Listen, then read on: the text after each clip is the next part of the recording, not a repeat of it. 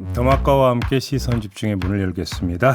어서 오세요. 네, 안녕하세요. 더마카입니다. 광복절인 오늘도 삐딱선 정신에 입각해서 주요 뉴스 챙겨드리겠습니다. 5457님, 상수도 검침원입니다. 태극기 내걸고 출근합니다.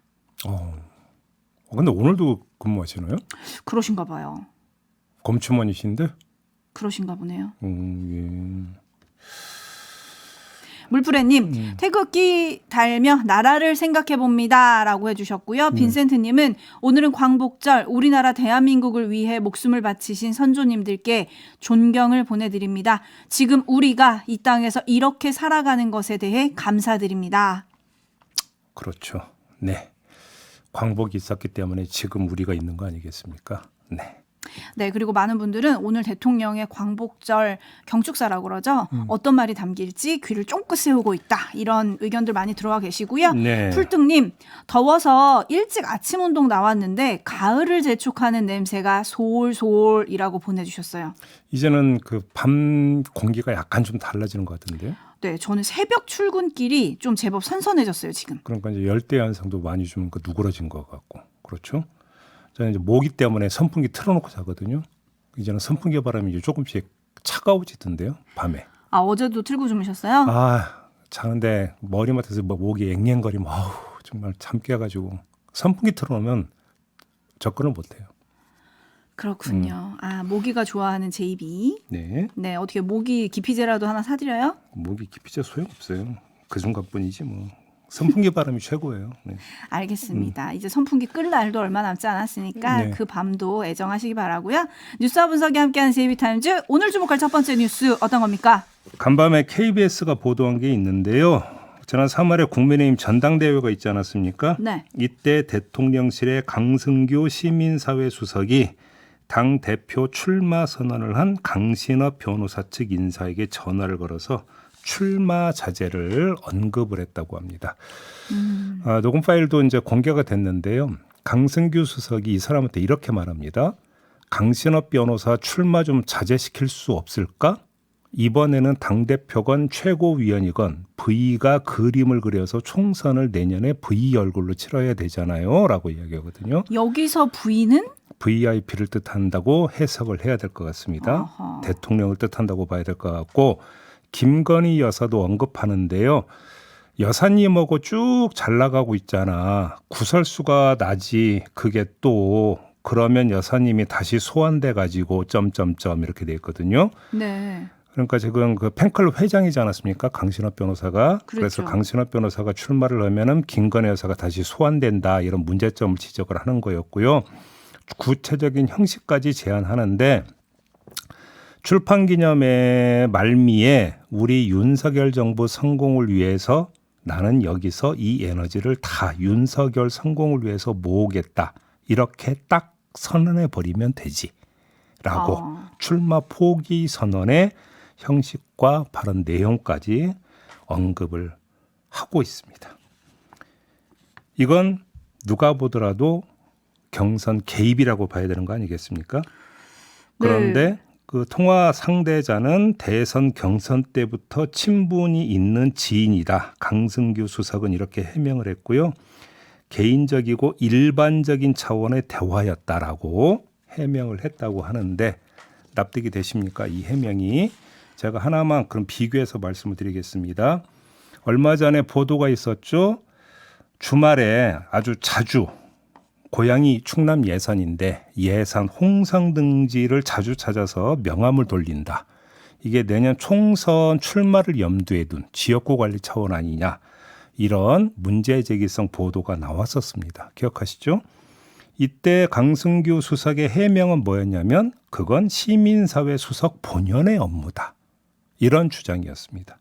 직능, 지역, 사회 종교단체, 그 외 많은 시민사회층과 소통하는 업무도 시민사회 수석 업무이고, 그래서 본인은 시민사회 수석 본연의 업무를 수행했을 뿐이다.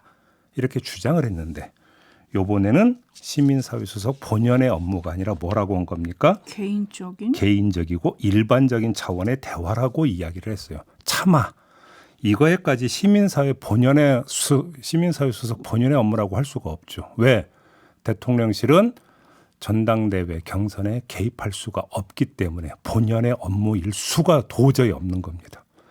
그러다 보니까 개인적이고 일상적인 대화였다. 해명을 이렇게 한 것 같은데 듣는 사람 입장에서 이걸 일개인, 자연인 개인의 이야기로 받아들이겠습니까? 세상에 누가?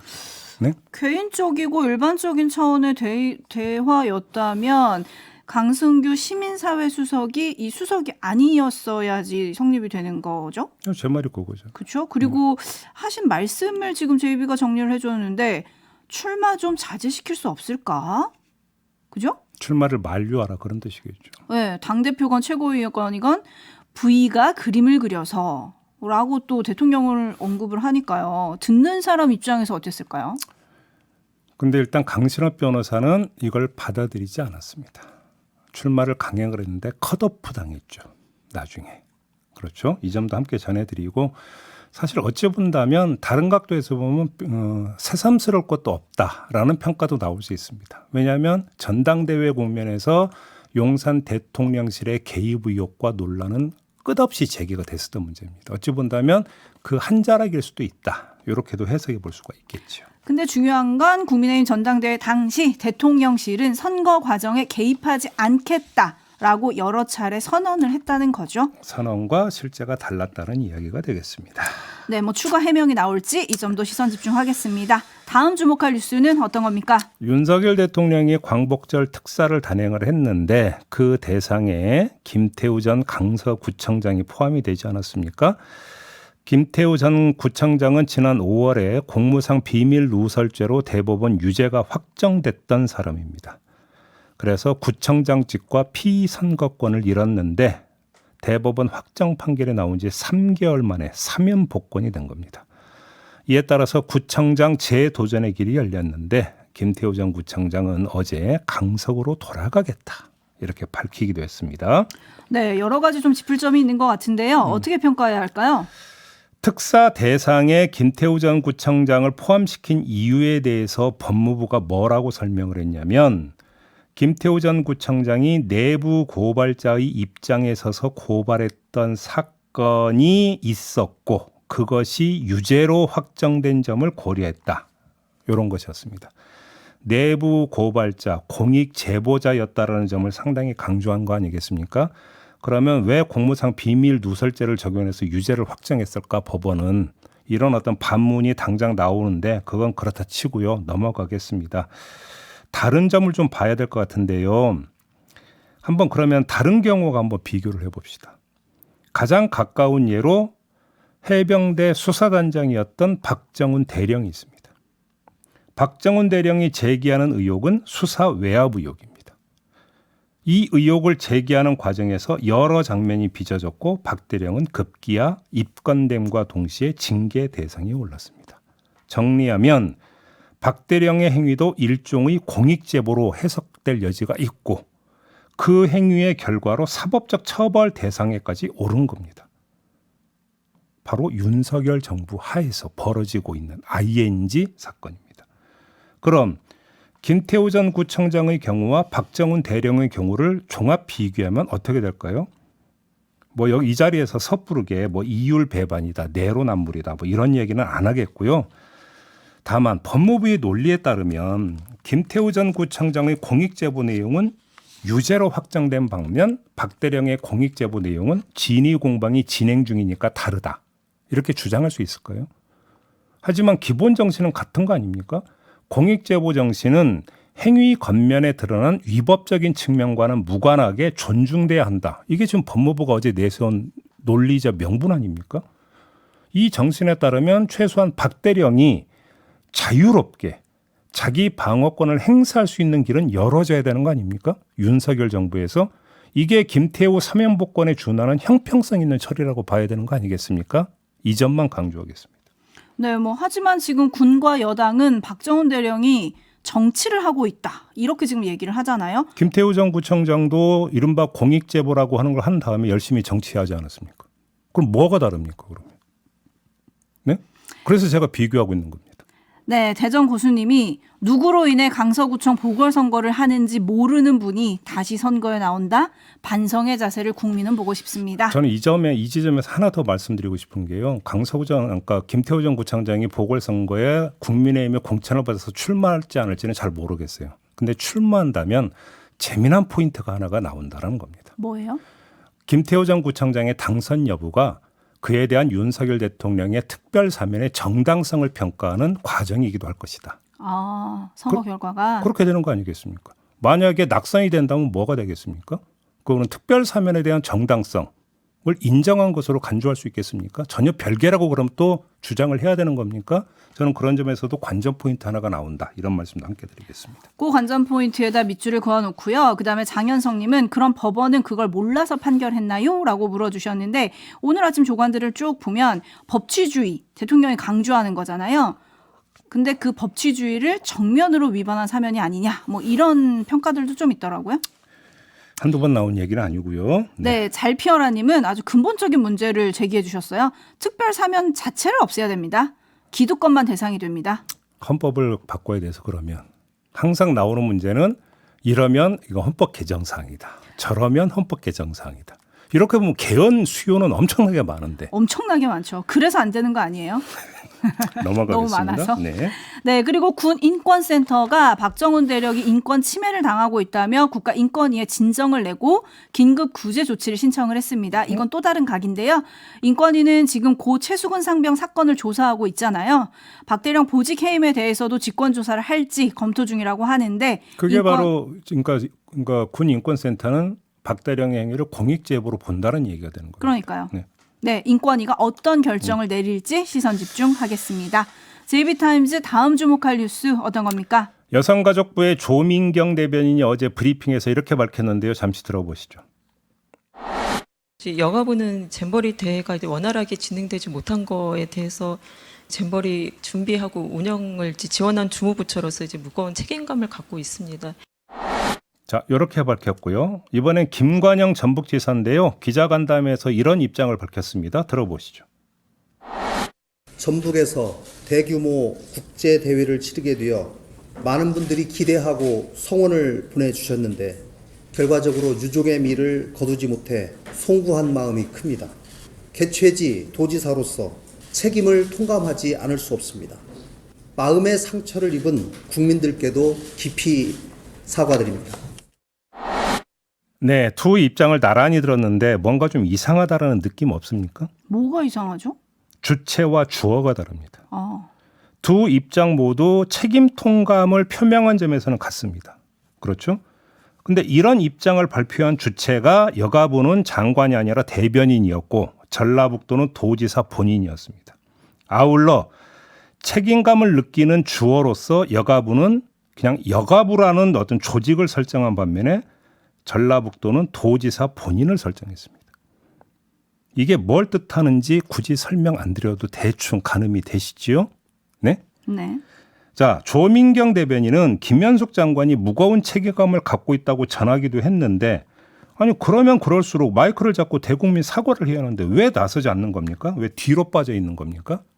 그러면 이게 개인적 처신의 문제로 한정이 되는 걸까요? 아니면 다른 뭔가 어떤 맥락이 있는 걸까요? 저는 이걸 봐야 된다는 말씀을 드리는 겁니다. 그리고 윤석열 대통령도 어제 수석비서관 회의에서 잼버리를 언급을 했는데요. 이도훈 대통령실 대변인이 전한 이야기 잠깐 들어보시죠. 세계 스카우트 잼버리를 무난하게 마무리함으로써 국가 브랜드 이미지를 지키는데 큰 역할을 해준 종교계, 기업, 대학 및 여러 지방자치단체에 감사하고 잼버리 대원을 반갑게 응대해준 우리 국민께도 감사한다고 말했습니다. 각종 행사에서 안전을 위해 애쓴 군, 경찰, 소방관을 비롯한 공무원들의 수고를 치하했습니다.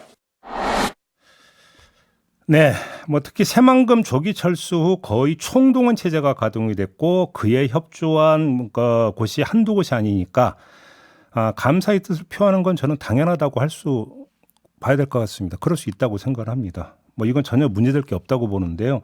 곱씹어야 하는 건 그 앞대목. 무난하게 마무리했다.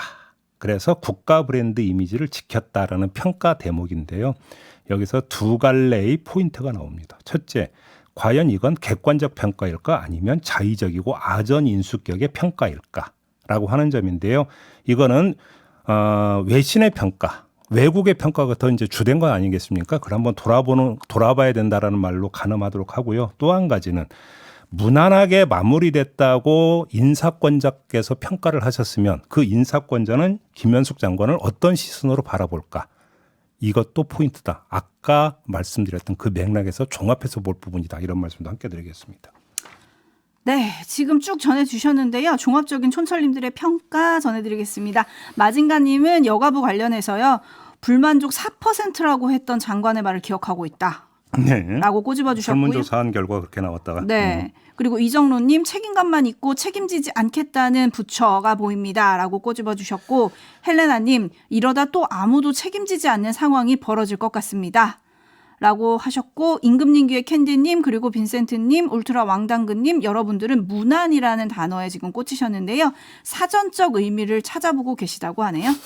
네. 네, 국민의힘 김기현 대표는 돈 떼먹은 자가 주범이다라고 전북도를 향해서 저격을 했고요. 민주당 박광원 원내대표는 국정조사를 어제 강조를 했습니다. 극명하게 갈리는 여야 평가, 남 탓을 넘어서 부실 원인과 책임 규명까지 해낼지 여기도 계속 시선 집중하겠습니다. 네. JB타임즈 다음 주목할 뉴스 어떤 건가요? 이동관 방송통신위원장 후보자에 대한 청문회가 18일 열리지 않습니까? 그렇죠. 이에 앞서 어제 민주당 의원들에게 청문회 관련 자료를 제출했는데 이게 첫 번째 자료 제출이라고 하는데요.